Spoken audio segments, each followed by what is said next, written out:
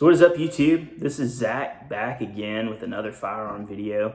Today it's a little bit different. You guys can actually see my face. I think this is the first video that I've ever done where I'm not just talking behind the camera. So yeah, I just wanted to kind of do an update video. I do have a new firearm to go over today.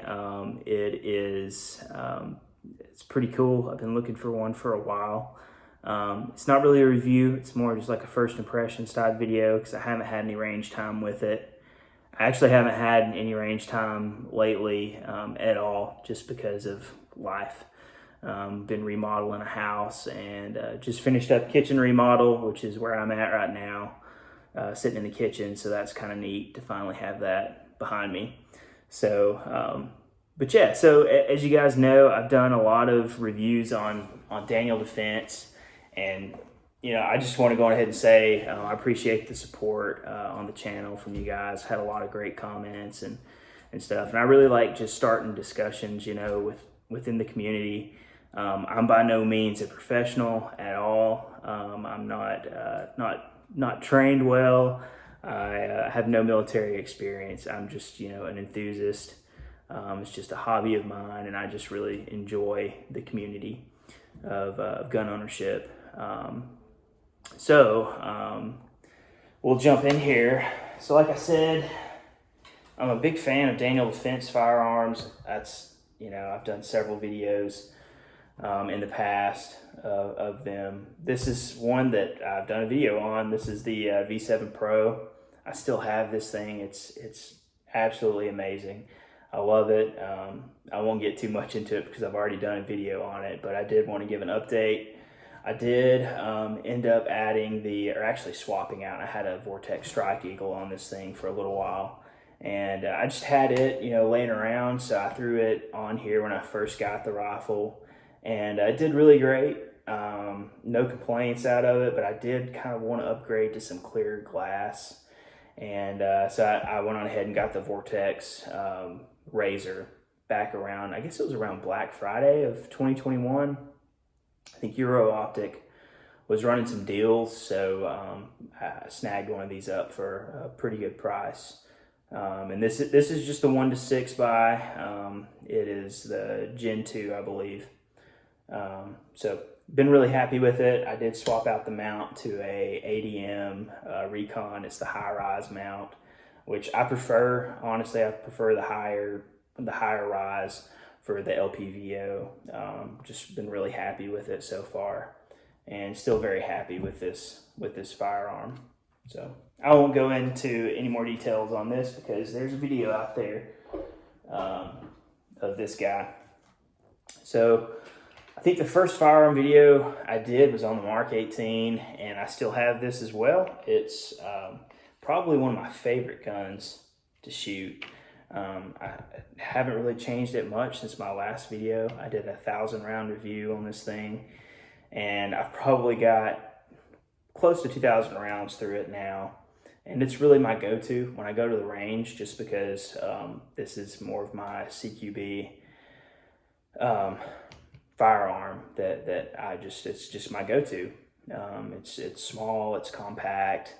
It does, you know, it weighs a little bit, but man, I just absolutely love these things. It's just super solid. I still have the MRO on it. I know I talked about possibly changing that up just a little bit, but you know, I haven't had any issues out of it, and I really like the field of view on the thing. So I've just kept it on here and I've been running it. It is a post parallax issue serial number, so I haven't had that issue out of this thing. So I just haven't felt the need to change it, to be honest with you. I still have the Rain Micro, the Cloud Defensive Rain Micro on it. It's absolutely awesome. Love it. So anyways, I won't go into any more details on that one either, since there's reviews out there on it. So the latest firearm that I picked up, I actually picked it up yesterday from my local FFL. Just a little bit of background. I had a Daniel Defense DDM4 A1 here not too long ago. I picked it up, really good price. and I didn't really shoot it very much. Had sat in my safe for a little while, and had a lot of stuff going on with the house and stuff. And I was like, I had a friend that absolutely loved it. He wanted it, so ended up selling it to him. But since I sold it, I've really regretted it. And I don't like to sell firearms very often. I generally hang on to stuff that I buy, but I let that one go, and it's haunted me ever since. So lately I've been looking for another one, looking for another full size quad.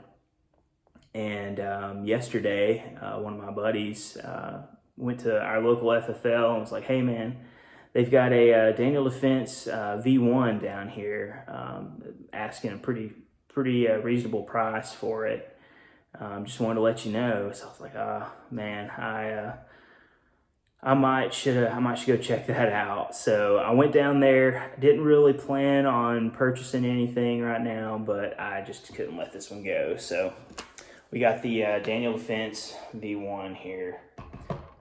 Picked this thing up yesterday. I haven't shot it yet. It's just been sitting in the safe, but it is used. The gentleman that had it before me, I believe he didn't. I don't know if he even shot it, to be honest with you. It has no signs of any use.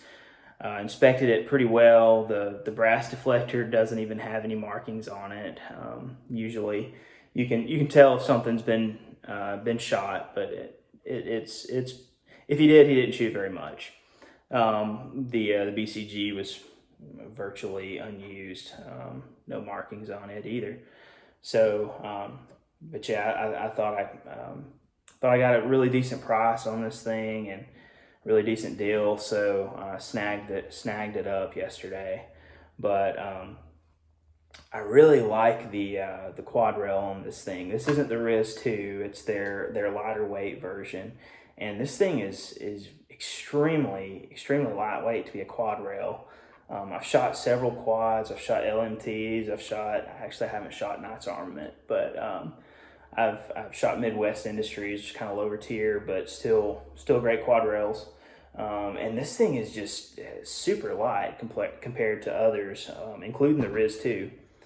I think the gun altogether, without a loaded mag, I think it weighs a little bit over 6 pounds. So that's pretty good. I'm very impressed with that. And it doesn't have a loaded mag, by the way. All these firearms have been checked prior to this video. Everything is clear. So it does have the M4 profile barrel. It's a Daniel Defense, Cold Hammer Forged. It's 16 inch. The M4A1 that I had, it's 14.5 inch with pin and welded muzzle device. So I kind of prefer the 16 inch. So when I do run a suppressor on it, which I most likely will, I can take the muzzle device off of this easily and add my QD muzzle device. Everything else on this thing is pretty standard.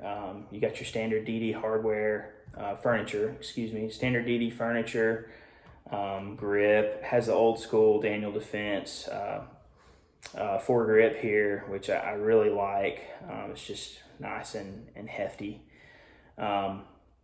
Really gives off the Block 2 vibes with the fixed A-post front sight, and then of course you have your Daniel Defense rear sight here. It's just all around, man. I really like this. I think I'm really going to enjoy shooting it. The lower on this thing, I got a little bit of history from my FFL. They said the gentleman who traded this thing in or who sold it to them had the upper, the V1 upper, and the lower is, I believe, off of Mark 12. And so it does have the Geisley two-stage trigger, which I have not had much experience with the Geisley two-stage trigger. I have the 3-gun trigger, of course, in the V7 Pro. and I really like it. So kind of excited to see how this thing fires, how I like it.